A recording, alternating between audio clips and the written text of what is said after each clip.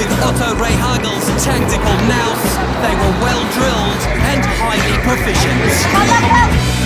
Their achievement led to the squad appearing on stamps and receiving medals from the President of Greece and the Archbishop of Athens, along with an ecstatic ovation from the country's population. But they couldn't keep it up, failing to qualify for the 2006 World Cup. In fact, 2014 is just the third time they have made it.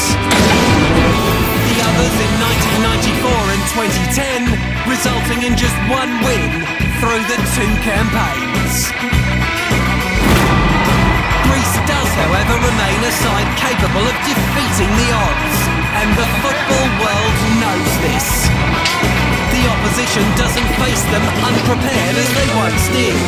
And for 2014, the Greeks are worth their place at Brazil.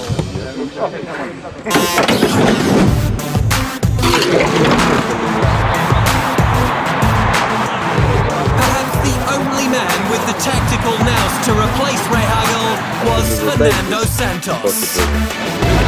Since taking charge in 2010, Santos has stuck with the traditional Greek playing style. Hard to beat, but unspectacular up front. And he's done well to blood young players while keeping a core of trusted, experienced pros in the dressing room. Under the Portuguese coach, the Greeks went on an unprecedented streak of success, going unbeaten in his first 17 matches. While he has since tasted defeat 5 times, his record of 24 wins and 13 draws in 42 matches signals that Greek football may be ready to move out of the shadow cast by Euro 2004. Para mim, pessoalmente, é sempre especial porque é um país irmão, um país que fala a mesma língua. Para a Grécia, seguramente é muito importante, porque no momento em que a Grécia tem alguma crise noutra área, que é a área económica, como sabem, a gente sabe, é muito importante a presença da equipa nacional num evento desta envergadura. Coming off the back of a run to the quarter-finals at Euro 2012, Greece were expected to progress to Brazil. And thanks to their trademark defence, they achieved it.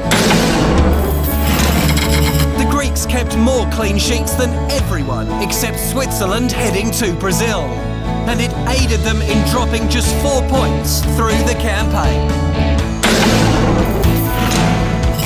The 4 goals they conceded was bettered only in European qualifying by the world champions Spain. But scoring just 12 themselves left them trailing Bosnia on goal difference. A playoff with Romania looked ominous, as back in 2011 they were the first side to defeat Santos' Greece in his 18th match. But thanks to 3 goals over both legs from Kostas Mitroglou, the Greeks dispatched Romania with ease in a 4-2 aggregate victory. I congratulate my players for 2 fantastic games. This victory is for the Greek people. Thank you very much. We are going to Brazil. They may be ranked as Europe's weakest side heading to Brazil, but while their defence remains resolute, along with a striker hitting top form this season in Mitroglou, it would be foolish to write off the Greeks' chance of going deep into the tournament. Unspectacularly, of course.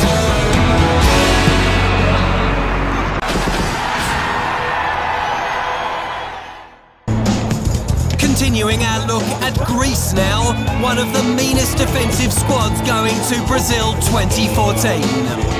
They have a nice mixture of experience and talent throughout the side. And while they may not be the most thrilling team, they do get the most out of limited resources. Their midfield contains 2 of the squad's most experienced players, veterans from their Euro 2004 triumph. Making 10 appearances in World Cup qualifying were PAOK's Kostas Katsouranis and Fulham's Georgios Karagounis, the Ethniki captain. his 30s, Katsuranis holds the defensive line more than he supports the attack these days, but still managed 3 assists in qualifying. Karagunis managed both a goal and an assist, and remains the side's midfield linchpin. But he's seeing more support for his creative play from younger players such as Sotras Ninis, Panagiotis Kone and Alexandros Siolis.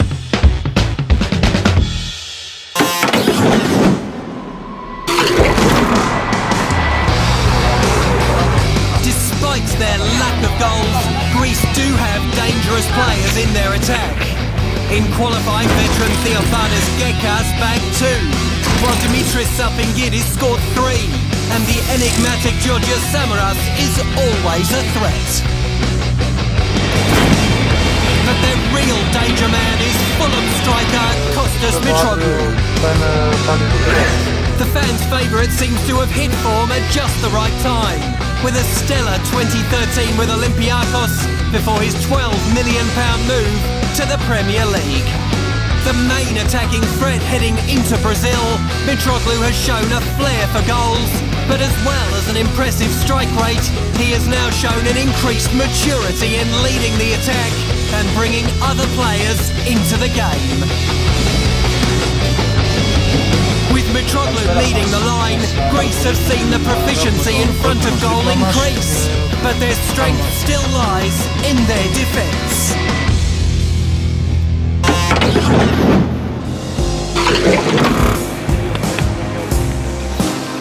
While the Greek defence has remained the side's strength, Santos has not been content with the status quo, instead injecting youth and competition for places.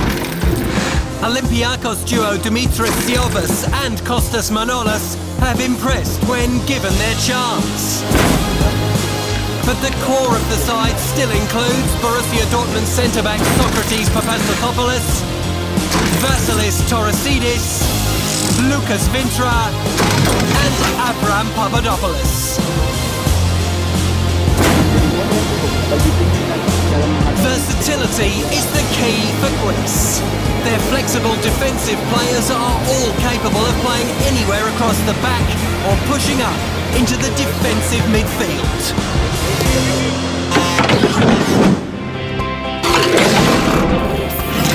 Drawn in Group C alongside Colombia, Côte d'Ivoire and Japan, there's genuine hope the Ethniki can improve on their previous results and make it out of the group this time around. All 3 of their opponents know how to find the back of the net, but none have faced a defence as organised as the Greeks. And as they always are, the Ethniki will be confident in shutting them out. If Radamel Falcao recovers in time, Colombia may pose the biggest threat, but the final match against Côte d'Ivoire will prove a stern test, with their pace and fluidity in attack. The draw, I think, is a normal draw. We don't have a big group, and my group is very compact. It's, all the teams is the same level. Okay, not the same style, not this, but the same level, because I think it's a very open group. They're playing almost solely on the counter-attack, and despite a solid goal scorer in Mitroglou, even if their defence can hold, the question remains whether Greece can fashion enough chances.